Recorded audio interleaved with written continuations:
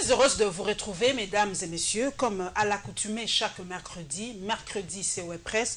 Aujourd'hui, je suis entourée de 3 compétences de mon pays. Je suis avec Luc Mikomo Kabongatre de Congo Web Télévision. Il n'est plus à présenter. C'est une intelligence fine, une plume. Vous le suivez sur notre chaîne Congo Web Télévision. Bonjour Luc. Bonjour Paulette. John Jeff Mwanza, Vision Info, vous l'avez découvert il n'y a pas longtemps, il est encore là aujourd'hui pour débattre de l'actualité brûlante de l'heure. Bonjour John Jeff. Bonjour Paulette. Alors aujourd'hui, comme vous le savez, l'actualité est encore marquée par le G7. Le G7 et tous ses corollaires, tous ceux qui sont suivis autour. Alors Luc Mikombo, beaucoup de journaux parus d'ailleurs depuis la semaine passée, au début de semaine, parlent du G7. L'avenir nous dit G7, le fiasco. Seulement 20 députés présents dans la salle. C'est un fiasco auquel la presse a assisté lors de la réunion des députés du G7 au Palais du Peuple. Contre toute attente, le G7 a affirmé garder intact ses élus au nombre de 80, alors qu'en réalité, les députés nationaux qui étaient présents à la réunion n'avoisinaient que le nombre de 20. Alors, la référence plus nous dit ici la fond de G7, un coup d'épée dans l'eau. Kabila conserve sa majorité à l'Assemblée nationale. Voilà, il y a plusieurs journaux. Le Phare, 8e tribune, bon, lui il a titré sur autre chose. 8e tribune d'Adolphe Muzito, RDC, un royaume des aveugles conduit par des bornes. Muzito continue et signe. Voilà, Luc Mikomo, entre les deux visions, est-ce un fiasco ou vraiment une réussite pour ce G7? C'est vraiment un tsunami politique qui se passe aujourd'hui dans l'espace politique congolais. Ben, je dirais tout de suite que ça dépend de quel bord l'on prend la chose. Ça dépend également de la ligne éditoriale de chacun de ces canards-là. Un fiasco, je ne sais pas. Tsunami, je ne sais pas non plus.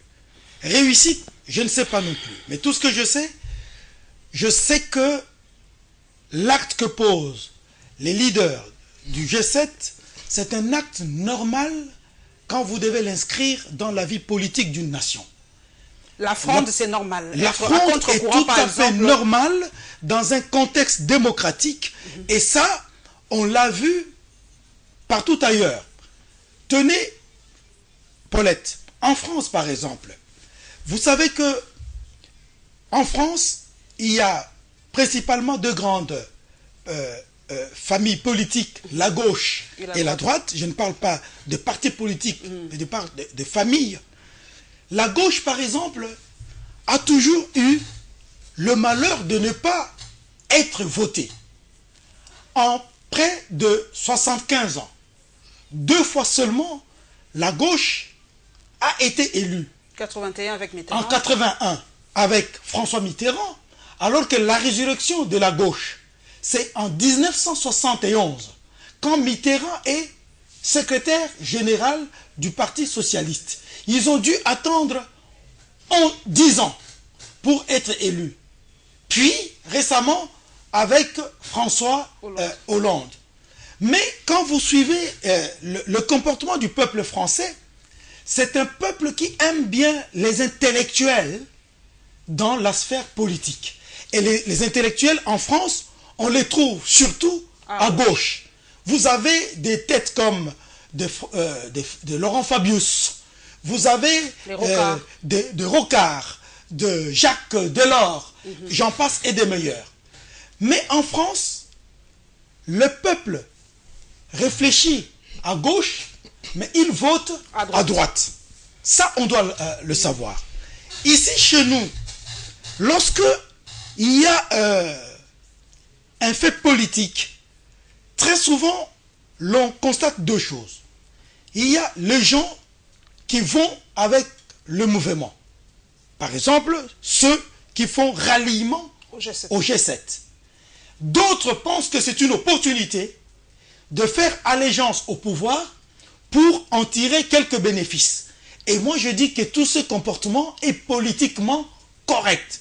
Il y a un peu d'opportunisme là. C'est un peu d'opportunisme aussi. Mais je dis que chacun tire l'épingle de son jeu.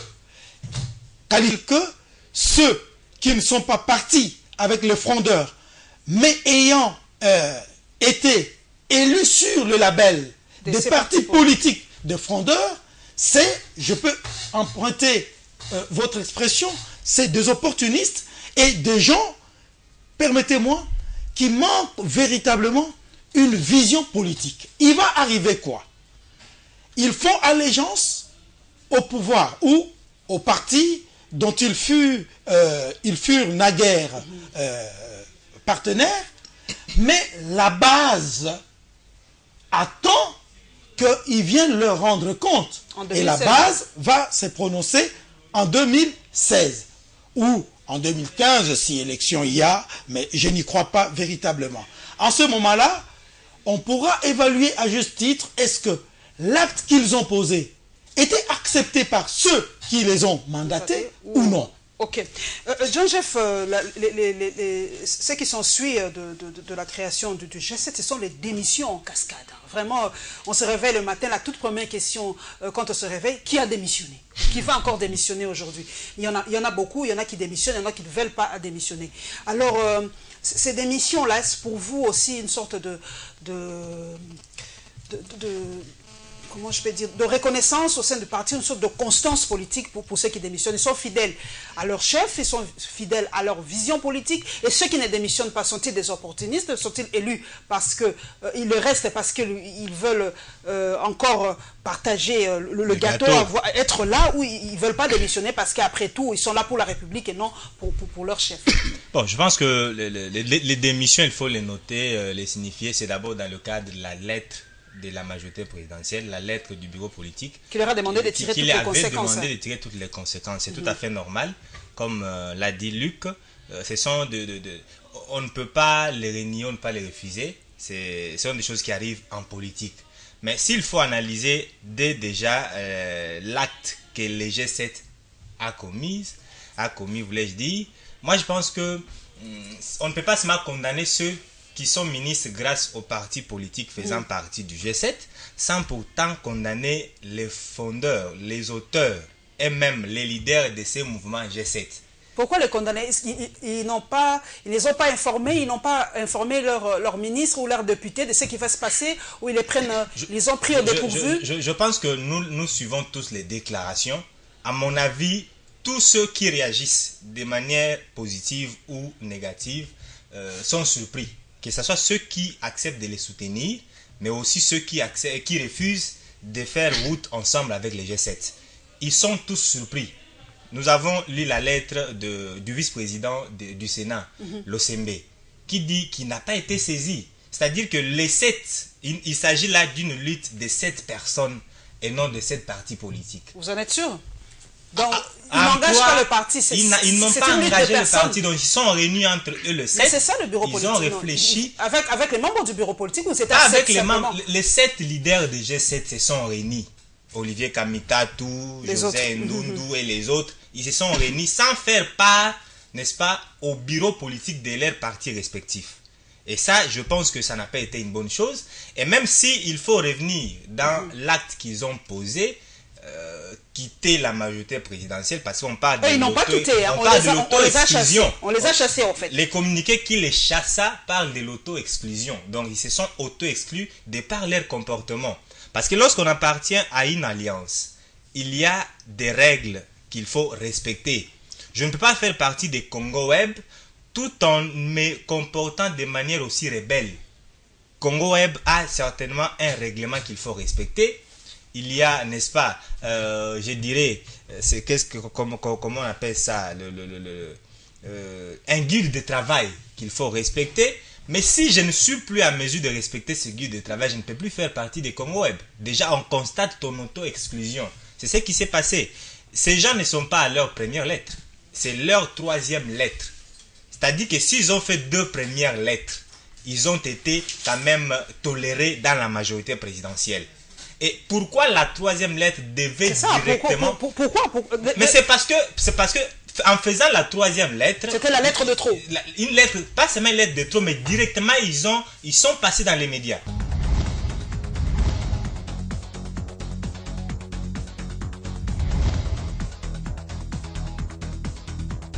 Voilà, j'ai le plaisir de recevoir une grande dame de la presse. Vous l'entendez souvent sur Top Congo et beaucoup ne ne parviennent pas à mettre l'image avec les sons, aujourd'hui vous avez Sergine Rehema avec moi, en tout cas très très heureuse de recevoir une dame, ça me fait toujours plaisir d'avoir une dame au plateau. Sergine Rehema, vous sillonnez le couloir du Palais du Peuple. Beaucoup de journaux ont parlé du nombre de députés. Il y en avait combien hier lors de la réunion du G7? 20, 80 selon les journaux, vous qui étiez là sur place. Je dirais, en fait, visiblement, on pouvait compter, il n'y en avait pas plus de 50. Pas plus de 50. Pas plus de 50. Donc, dans la moyenne, c'était pas plus de 50. Mais les revendications, là, qu'est-ce qu'ils ont dit hier à la presse? Bon, c'est qu'ils ont Ils ont créé un groupe parlementaire? Oui, en fait, automatiquement, on devait comprendre ça dans ces sens-là, parce que c'est lui que nous considérons pour l'instant comme porte-parole de G7 au sein de l'Assemblée nationale. C'est qui le porte-parole? Honorable Moindo Zangi. En fait, on le considère ainsi parce que c'est lui qui s'est adressé à la presse juste après leur réunion d'hier au Palais du Peuple. En fait, le suivant, c'est comme s'ils se sont constitués en groupe parlementaire. Donc, il y aura un nouveau groupe parlementaire qui sera créé au sein de l'Assemblée nationale. Et je suis sûre et certaine que ça va reprendre les députés des différents partis politiques qui faisaient partie du GPR, groupe parlementaire pour le renouveau. En fait, c'est un groupe parlementaire dans lequel on retrouvait les députés de l'ARC, les députés aussi du PDC. Et maintenant, les MSR, je pense que ne sera plus un groupe parlementaire avec ses alliés. Je pense que cette fois-ci, parce qu'il y a certains élus, en fait, certains alliés du MSR qui ne sont pas d'accord avec le MSR, cette fois-ci, je pense que ça ne sera plus le MSR, mais ce sera peut-être un groupe parlementaire, le G7. Est-ce que Kabila a-t-il perdu sa majorité parlementaire à l'Assemblée nationale? Je ne le pense pas. Je ne le pense pas, d'autant plus que, effectivement, si on considère tous les partis politiques qui ont signé la lettre du G7, la fameuse lettre, on dirait qu'ils sont au nombre d'environ 75 ou 80, mais cela ne suffit pas pour que la majorité présidentielle puisse perdre sa majorité présidentielle au sein de l'Assemblée nationale précisément. Donc jusque-là, il n'y a pas d'incidence. Ce qui est vrai et que nous devons prendre ça en compte, c'est le fait que ceux qui sont partis, c'est vrai, peut-être on dirait qu'ils ne sont pas forts, mais moi je dirais que politiquement ils sont forts. Ils représentaient beaucoup. Parce que beaucoup de gens, la majorité le dit d'ailleurs, beaucoup de gens qui disent mais qu'est-ce qu'ils représentent ces 7 là, ils ne sont qu'à 7. Est-ce qu'ils pèsent réellement dans l'espace politique congolais? Qu'est-ce qui va se passer? Est-ce que c'est un tsunami politique au sein de l'Assemblée nationale? Est-ce que c'est normal? Les plaignants se poursuivent normalement? D'abord, c'est comme dans une famille. C'est comme dans une famille, quand nous avons papa, maman et nous avons aussi l'aîné de la famille. Il y a des aînés très souvent dans nos familles, ce sont des aînés qui assurent la continuité, la bonne marche de la famille. Et je pense, à mon avis, que ceux qui sont partis, je considère en premier lieu les MSR par exemple, c'est un grand groupe parlementaire qui au sein... regroupait combien de députés? En tout cas, au-delà de... D'abord, le MSR en soi a 32 députés. 32 députés. Avec ses alliés, ils étaient au-delà. Donc c'est un grand groupe parlementaire et c'est un allié très important de la majorité présidentielle aujourd'hui qui a quitté cette famille politique. Et il ne faut pas trouver ça de moindre parce que sur le plan politique, il y aura toujours des incidences. Et aussi sur la bonne marche même de l'Assemblée nationale. C'est vrai, la majorité reste là. La majorité continue avec sa cohésion, avec ses mots d'ordre, avec ses consignes parce que la majorité veut que le pays ou l'Assemblée nationale soit dirigée à sa manière, c'est ça aussi, mais il faut aussi reconnaître que ils ne sont pas moindres ceux qui sont partis. Comme j'ai une fois, permettez-moi en tout cas, je m'acharne un peu sur Sergine. Est-ce que les députés vont démissionner à l'Assemblée nationale? On parle de confiance, on parle de constance. Est-ce qu'il faut rester fidèles à leur chef ou ils vont garder leur poste, dire que non, nous sommes les députés élus par le peuple, nous sommes là comme les représentants de la nation et non des partis politiques? Ça dépend, là on rentre à ce que dit la Constitution parce que il y a certaines dispositions de la Constitution qui sont claires là-dessus. Un député qui n'est plus solidaire avec son chef, si ces députés-là le manifestent, c'est-à-dire il faut le manifester avec la démission, il faut écrire, il faut manifester ça avec la démission, que non, je démissionne de ce parti, à ce moment-là, les députés perdent perd automatiquement son siège au sein du Parlement. Mais si c'est le parti qui radie, qui l'exclut, à ce moment-là, les députés, comme il a été élu par le peuple, donc il peut ou ne pas. Parce qu'il y en a qui partent aussi par respect, par leur honneur, par leur dignité, mais il y en a non plus qui ne partent pas. Il y a des exemples que je pourrais citer, mais je ne peux pas. Vas-y, pourquoi ne pas citer? Puisque les journaux le disent si bien, il y en a qui partent, il y en a qui partent pas. Je prends l'exemple, par exemple, du MLC, Yves Kisombe.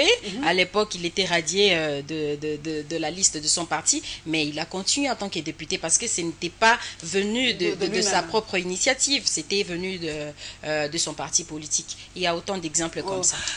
Luc Kabongatre, éthique et morale dans la politique. Vous nous parlez ici de l'éthique et de la politique. Donc, il n'y a pas de morale en politique, tous les coups sont permis. En fait, il y a ce qu'on appelle l'éthique de l'action et l'éthique des convictions.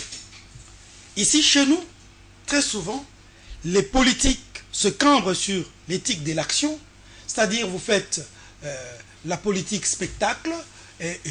J'en ai vu tout récemment, quelqu'un qui refuse de démissionner de son poste, il mobilise la population et il vient montrer aux yeux de l'opinion que moi, cette population me dit de ne pas quitter.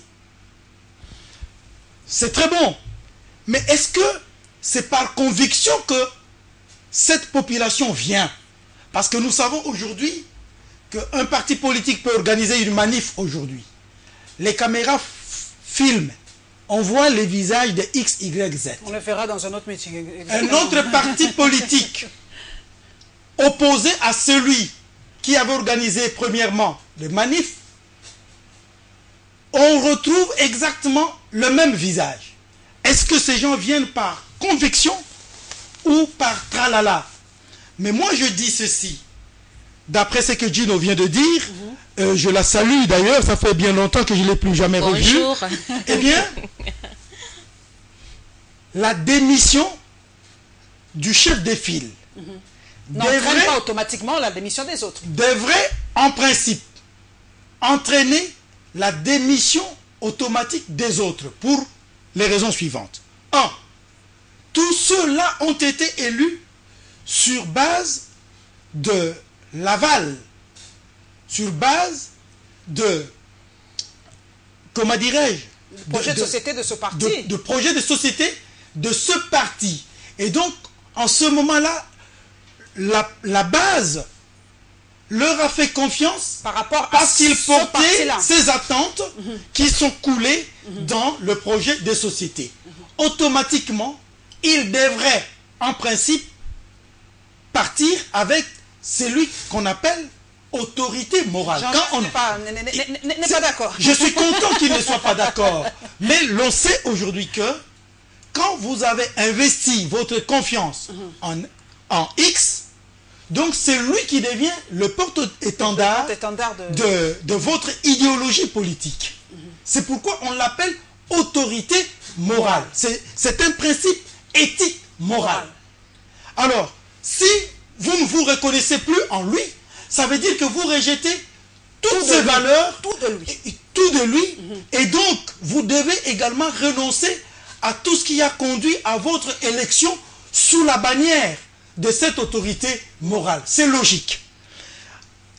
L'article 110 de notre Constitution, comme l'a dit Gino, dans son dernier alinéa, dit « Un député, un sénateur ou un suppléant perd son mandat lorsque il se décide de quitter un parti politique. » Mais je sais qu'ici, chez nous, l'éthique des convictions n'existant pas, il y a des gens qui, malgré eux, vont continuer à demeurer dans l'Assemblée nationale et à bénéficier des avantages qu'ils ont obtenus grâce à leur élection sous le label de ces partis-là. Et là, c'est un peu de la triche. Du point de vue moral, ce n'est pas du tout correct. On n'est pas digne d'être un parti politique, un acteur politique. Je vais terminer par là. Au sein du Parti socialiste, après qu'ils avaient gagné les élections en 1981 avec Mitterrand, ils sont allés à Valence. Valence, où le PS a tenu un grand projet où ils ont fixé les grandes lignes de l'action politique. Ces projets avaient été conçus par Jean Chevènement, que l'on connaît. Mais il y avait un député du PS qui n'était pas d'accord avec Jean Chevènement, c'est Jacques Delors, qui a refusé de signer, excusez-moi, le projet des sociétés PS qui était adopté par la quasi-totalité des députés. On ne l'a pas chassé. Preuve, après 2 ans seulement d'exercice du pouvoir, le PS est rentré et a adopté in extenso les corrections de Jacques Delors. Je me rappelle. Donc vous voyez, il y a un problème des praxis politiques et d'éthique politique chez nous. Vous avez reçu mandat des X, le lendemain vous dites que X ne représente plus vos valeurs, vous le reniez, mais vous continuez à bénéficier des faveurs que vous avez reçues par lui. C'est pas correct éthiquement. Quand vous êtes élu sous un label, il faut savoir partir aussi. Mais comme l'a si bien dit Luc Mikomo, moi je pose la question, est-ce que la majorité n'a pas réagi épidermiquement aussi? Trop rapidement, au fait. C'était comme une façon de se dire, nous... Une façon aussi je ne sais pas, moi j'ai l'impression que c'était trop rapide, trop épidermique, trop juste. Ils n'ont peut-être pas eu le temps d'analyser, de s'asseoir et de parler à tête reposée. Vous voyez maintenant tout ce qui s'ensuit, les défections, les démissions, les injures à côté, les comptes Twitter qui s'est créé à tout bout de champ. On a même peur qu'un jour on nous coupe l'internet. On ne sait même plus tout ce qui va s'en suivre. Avant que je ne réponds justement à la question, je vous en prie. Je vais d'abord revenir à Luc Mikomo. Qui dit que les départs d'une autorité morale impliqueraient directement les départs de tous. Alors que les partis politiques au Congo, c'est ça justement que nous sommes en train de combattre, ne doivent pas continuer à être, n'est-ce pas, des mallettes des personnes, ou des boutiques des familles, ou que sais-je encore. Ça doit plutôt être des valeurs, ça doit être des patrimoines. Si nous faisons des partis politiques, des boutiques familiales, nous allons continuer, n'est-ce pas, à servir des hommes. C'est ce qui fait que lorsqu'une personne part, une personne meurt, le parti aussi ne va plus exister. Nous avons parmi ces partis politiques certains leaders qui ne représentent absolument rien dans la base. À la base, c'est pour cela que certains n'ont pas été élus. Je peux citer certains noms ici. Si tu pars à la base, tu dis je suis du MCR, on ne sait même pas qui est le leader. C'est peut-être parmi les politiques ou nous journalistes qui savons que Pierre Lumbi est leader ou autorité morale du MCR. Mais est-ce que la population sait quelque chose? Absolument pas. On doit éviter de vouloir, n'est-ce pas, faire à ce que nos partis politiques soient taillés sur mesure. Nos partis politiques appartiennent à des personnes. Ça doit plutôt devenir des patrimoines nationaux. Ces gens, n'est-ce pas, qui voient que leurs leaders se sont mal comportés, ils ont intérêt à réagir comme ils le font, à mon humble avis. S'il faut répondre à la question sur la réaction de la majorité présidentielle... C'était pas trop rapide. Ce n'était pas trop rapide parce que les dialogues, je peux dire, je ne suis pas membre de la majorité présidentielle, j'analyse en tant que journaliste et permanent parce que ces membres ou ces personnalités du G7 ont été invités par les bureaux politiques de la majorité présidentielle. À en croire les communiqués finaux, c'est lorsqu'on leur posait des questions, on les a invités au débat. Et ils avaient l'impression que c'était comme un tribunal. Ils ont refusé le débat, que la décision avait été prise. Mais quant à répondre aussi, toujours à Luc, qui a, n'est-ce pas, soulevé la question de Kinke Mulumba, qui aurait réagi dans le même terme, mais la majorité présidentielle a gardé silence. Et lorsque le 7 aussi viennent rebondir dans les mêmes canaux, et c'est alors qu'on réagit de manière épidermique. Non, il faut souligner une chose. La liberté d'expression est garantie par notre constitution. Toute autre personne que Kinke Mulumba peut aussi dire que moi je veux que Joseph Kabila continue à gérer ce pays. Ça n'est pas péché contre la constitution parce que c'est prévu par elle-même. Je vous en prie. Mais Les autres du G7 ont rebondi dans quelle manière? Je suis C'était homme. outrageant. Je suis homme. Je rencontre Paulette sur la route, il me pose la question, Jean-Pierre, peux-tu me dire si tu es homme? La première fois, je me dis, mais qu'est-ce qu'elle veut? Deuxième fois, tu me poses la même question. La troisième fois... Pourquoi ne pas répondre carrément si t'es un homme? Mais comment ça te choque, pourquoi? Est-ce qu'à me voir là, je ne suis pas homme? Parce qu'aujourd'hui, il y a des transgenres. Hein. On doit se demander la aujourd'hui. Constitution de la République détermine le nombre de mandats.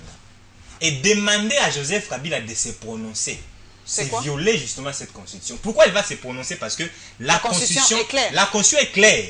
Elle détermine le nombre de mandats. Après ces 2 mandats, c'est fini. Pourquoi vous voulez qu'il se prononce encore? Sergine, vous en tant que fin limier, vous sillonnez les couloirs de la scène politique en tout cas. Est-ce que pour vous, la majorité a réagi épidermiquement? C'était trop vite. Parce que nous, on est quand même allé couvrir ces éléments-là. Élisée Odialadine, on avait suivi la réaction de José Ndundo. Il a dit carrément qu'ils avaient l'impression d'être jugés. Il y avait des gens qui étaient là, qu'eux ne connaissaient pas, qui normalement ne devaient pas être là. Ils ne faisaient pas partie du bureau politique de la majorité présidentielle. Ils avaient l'impression qu'on les jugeait, au fait, qu'on ne les écoutait pas. Et c'était trop rapide, c'était vraiment une réaction tout à fait épidermique, selon eux. Vous partagez cet avis? Je ne crois pas trop, parce que je pense que ça serait relatif. D'abord, je voudrais glisser un mot en ce qui concerne le parti politique, les mandats au sein du Parlement. Oui, les partis politiques aujourd'hui dans notre pays sont considérés comme des boutiques.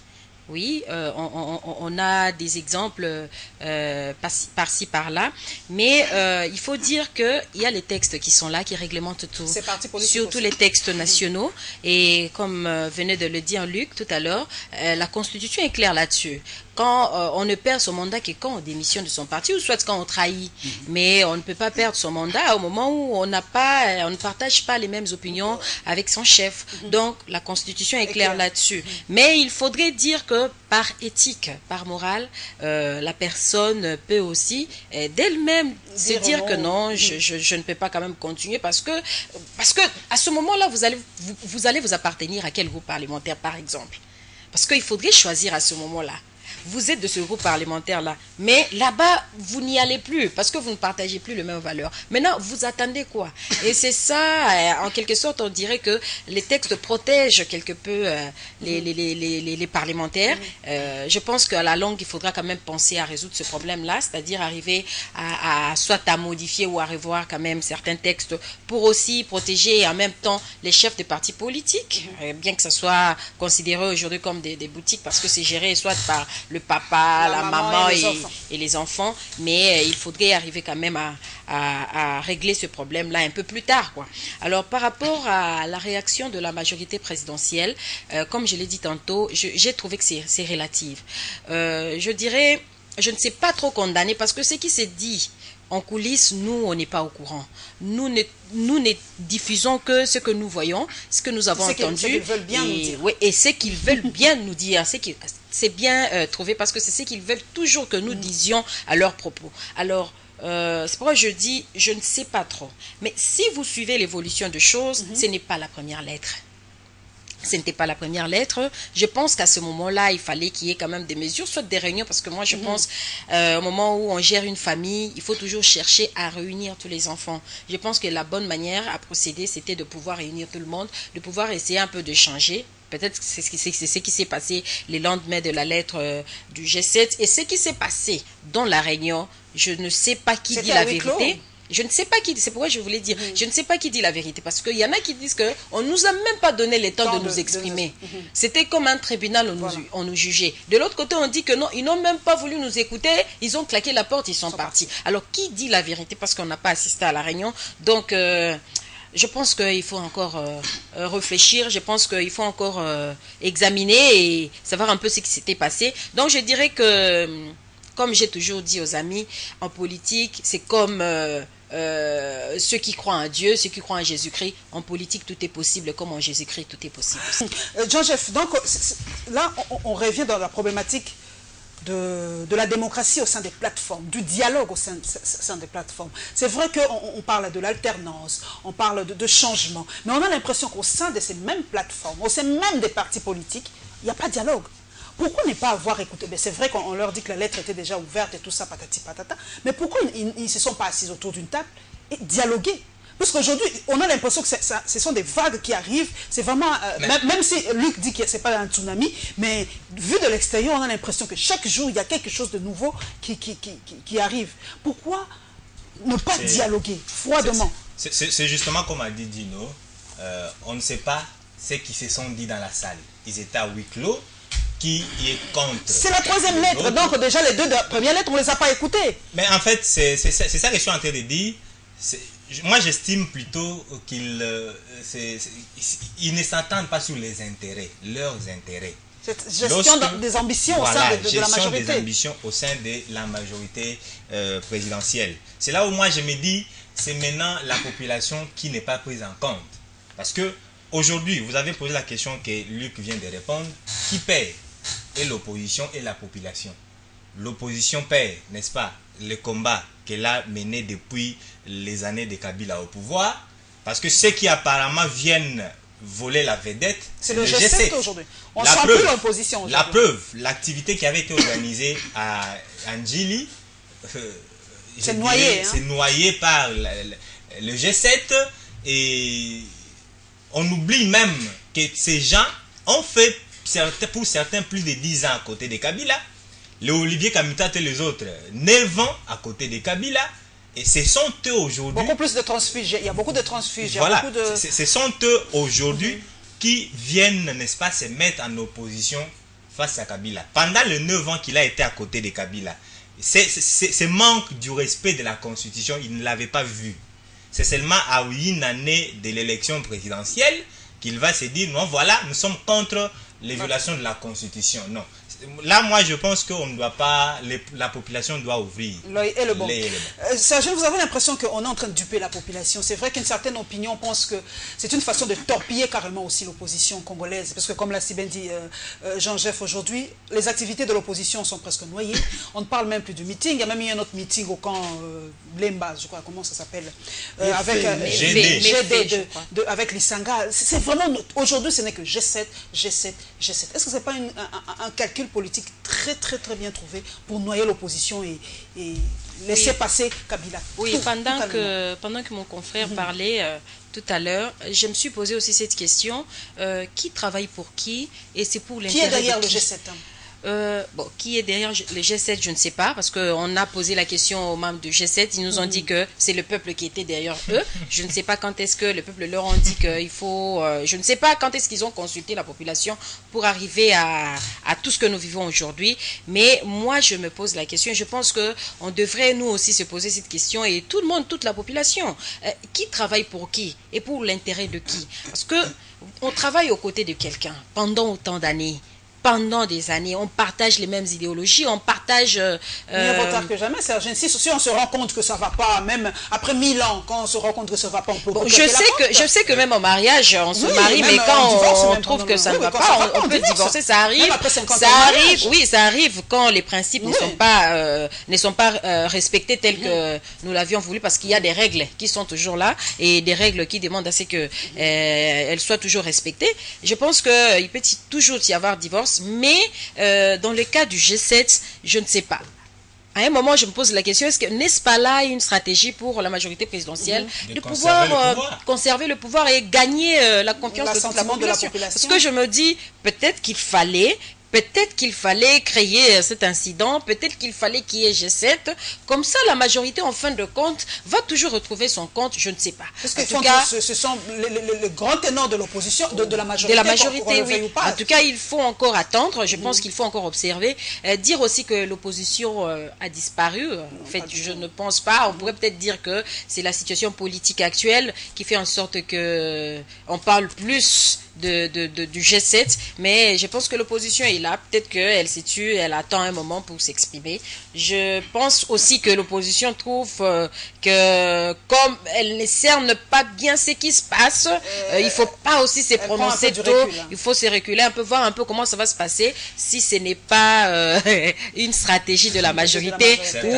Donc il faut toujours s'attendre. Moi, personnellement, je me dis, si ce n'est pas une stratégie de la majorité de pouvoir créer une petite confusion au sein de la population et de l'opposition, peut-être qu'il y aura aussi d'autres événements que nous allons vivre.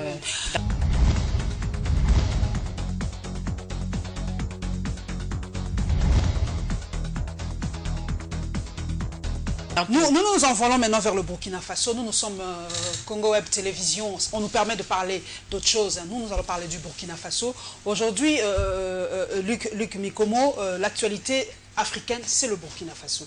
Aujourd'hui, c'est deux unités de l'armée qui se battent. Et on a l'impression que c'est le peuple toujours qui trinque à la dernière minute. Est-ce qu'aujourd'hui, vous avez l'impression que l'armée du Burkina Faso a tenu compte des revendications du Burkinabé? Très bien.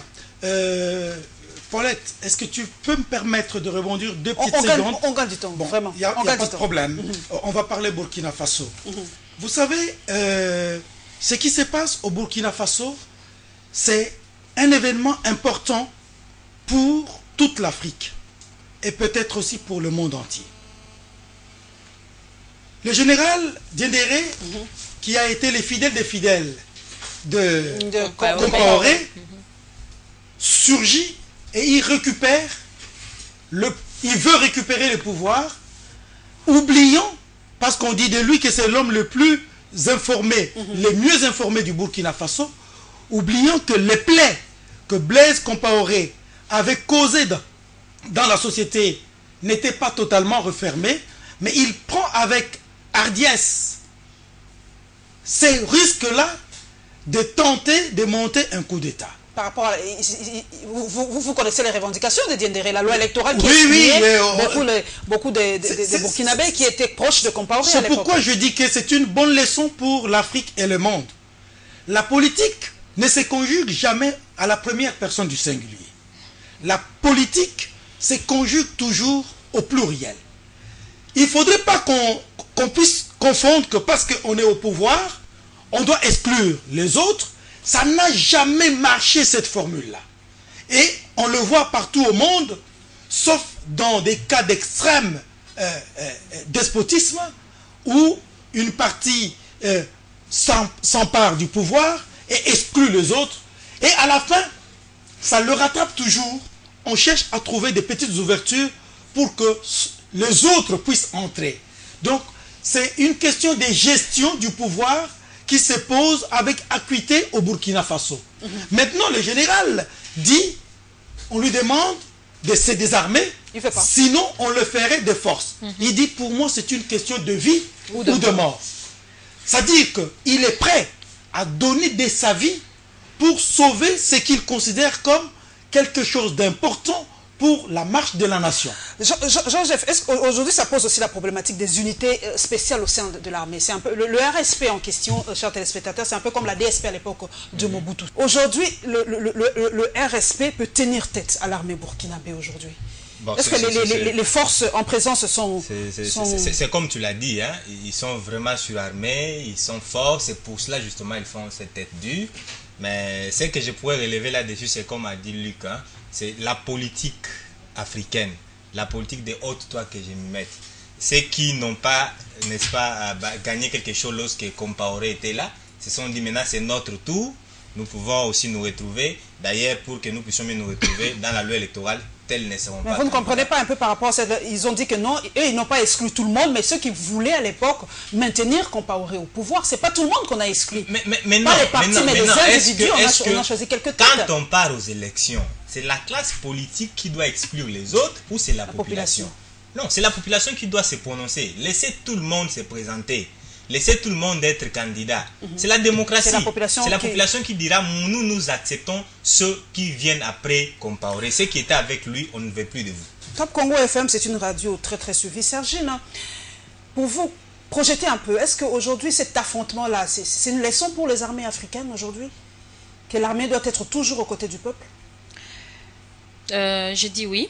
J'ai dit oui parce que l'armée... dans notre pays, je vais parler plus de notre pays, l'armée est considérée comme apolitique. Donc l'armée est toujours avec la population, c'est comme aussi la police. Donc aujourd'hui, je pense que ce sera une grande leçon. Mais moi, je ne souhaitais pas que que nous puissions en arriver là, parce que je sens que ça ne va pas bien se terminer. Il fallait donner de la chance à ces gouvernements de transition. C'est ce que j'aurais vraiment aimé, donner de la chance à ces peuples aussi, qui est quand même de l'apaisement, qu'ils vivent quand même dans la paix, qu'on arrive à l'organisation des élections qui sont dans peu. Dans quelques jours, dans quelques mois, on aura les élections. Pourquoi précipiter les choses? Pourquoi quitte, moi je dois m'asseoir là? Non, pourquoi on doit continuer comme ça? Et c'est ce qui fait que notre continent soit toujours en recul. Nous soyons toujours les derniers. Surtout non, sur le plan économique, tout ça, on n'est pas que la recherche scientifique n'existe pas. Je prends un exemple aujourd'hui au Burkina Faso. Le matin, je suivis les informations. Les États-Unis demandent déjà à tous ces gens de pouvoir rentrer. Les Français aussi. Les Français aussi. Est-ce que c'est normal? Parce que il y a parmi ces gens-là, il y a des investisseurs. Parmi ces gens-là, il y a des gens qui sont venus avec leur compagnie. Ils les ont installés. Et puis, quand il y aura du désordre comme ça, à chaque fois qu'il y a du désordre, c'est toujours la population qui... Vraiment, c'est la fin, Luc. Vraiment, c'était le... En 2 mots, l'intervention de l'armée au Burkina Faso peut nous permettre de comprendre que l'armée a un rôle capital à jouer, soit dans l'imposition d'une dictature dans ce pays, ou soit dans l'instauration d'un État véritablement démocratique. Mais pour les hommes politiques, cela nous amène à dire ceci. L'homme politique qui vient en politique doit savoir que hier, ce n'était pas lui, demain, ce ne sera plus lui, même si aujourd'hui, c'est lui. Voilà, mesdames et messieurs, merci en tout cas à ces compétences de mon pays d'avoir accepté de débattre avec nous.